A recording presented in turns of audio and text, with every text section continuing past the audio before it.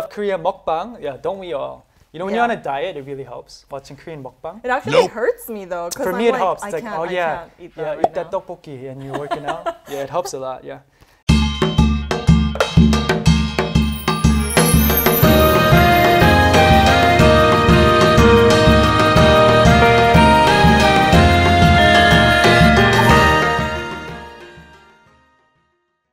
Hello everyone and welcome back to Korean Rhapsody Season 2. I'm your host Justin, joined by the lovely Stephanie. Yes. Our first story of today is a sender who shared their knowledge of Korean culture through social media, SNS. That's good because these days through SNS or social media you can learn a lot of different stuff. That's right. Not just for fun, not just for funsies, but you can actually get a lot of useful information. Yeah. Especially for traveling. I think I always check like Instagram or Twitter before I go to a certain country. So let's check it out right now. Why are you on your phone so much these days?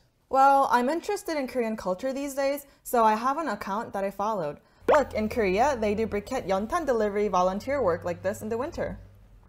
Oh, that's interesting. Oh, this is a scene I saw in a lot of dramas. Right? It's one of the activities that I really want to try if I go to Korea. What's the account ID? I want to follow too. It's Koreanet_official. Ah, okay, thanks. By using social media like this, I was able to know Korean culture in real time and even made a Korean friend. I hope Korean Rhapsody viewers watching this story right now also use Koreanet SNS to check various information about Korean culture. And I'm sending this story in hopes that viewers who are interested in Korea could also use SNS to make Korean friends. Then see you on Tuesday at Korean Rhapsody. Bye! Yes, what an interesting story, and I think this goes to show how important social media has become in our daily lives. You can learn a lot about different countries. That's right. So this person fell in love with Korea through social media. I was laughing because Cutie Kitty wrote in Korean, 나는 SNS 중독자다. Means I'm a social media addict. So that's it was funny. I love Korean mukbang. Yeah, don't we all? You know, when you're on a diet, it really helps watching Korean mukbang. It actually hurts me though. For me, it helps. It's I like, can't, oh yeah, eat that tteokbokki and you're working out. Yeah, it helps a lot. Yeah. So it's time to listen to our first song. Yes, it is. What song it is? The first song, I'll introduce you all, like as the sender said about social media, you can receive a lot of information and access. Korean Rhapsody will be able to provide overflowing information and culture. So with that overflowing, this song is actually called Overflowing in Korean, but in English, it is MC The Max's After You've Gone. So in Korean, it translates to overflowing, and we're overflowing with information, which is why I chose this song. Slow down. Yes, so let's listen to MC The Max's After You've Gone right now.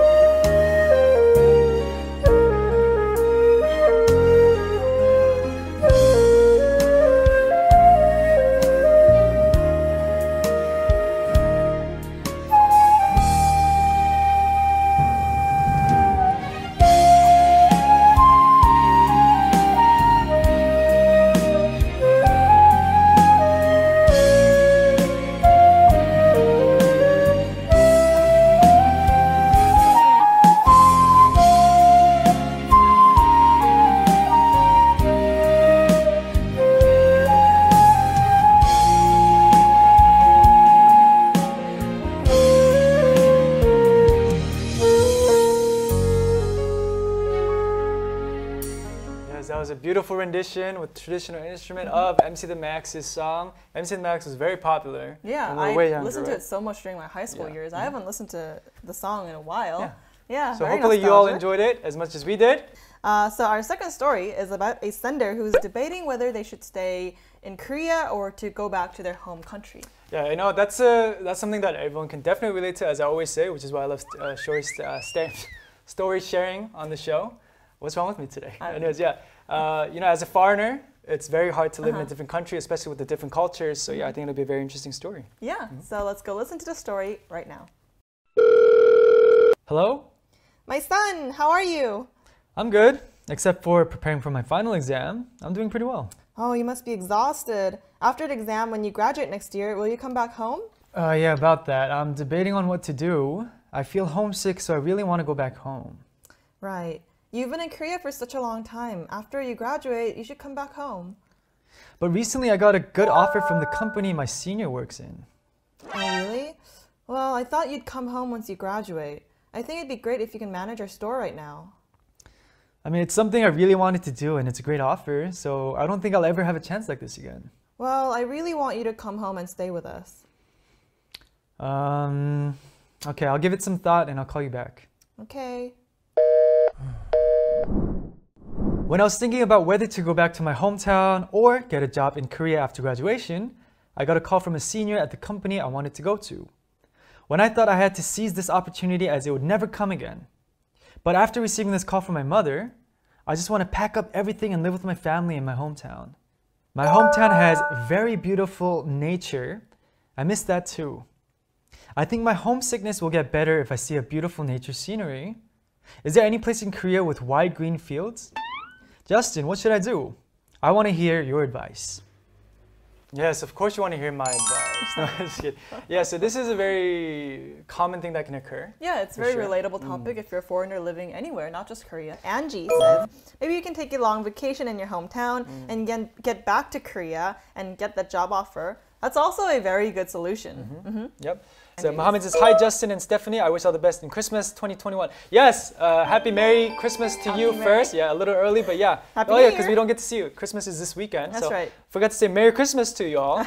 Concepcion Bays says, many times as mothers, we have the need to be with our children. True. But in this case, it is in full growth. It needs to get out of the wings of its house and try to live better. So yeah, I think Fly, it's my kind little of parental advice from a parent's perception. Yeah, leave the nest. The second song is called Nostalgia, as the story goes. That's perfect, because Angie just talked about being homesick. And regardless of your hometown, living in another country is hard no matter what. You have to adapt to so many things. And I think I might have gotten homesick when I was living in the States. So if you miss them, you can always meet your friends, tell them what's wrong, talk about it, talk over it. There's always like digital methods like Skype or Zoom calls. You can always connect with your friends and family. And you should also find a way to heal in your daily life. So maybe like a hobby, traveling, so-and-so. So the song that I chose is Nostalgia. In the song, a lotus flower is portrayed as in the mud. And it's such a difficult situation, but the flower blooms beautifully eventually, and that'll happen to you. So let's go listen to the song right now.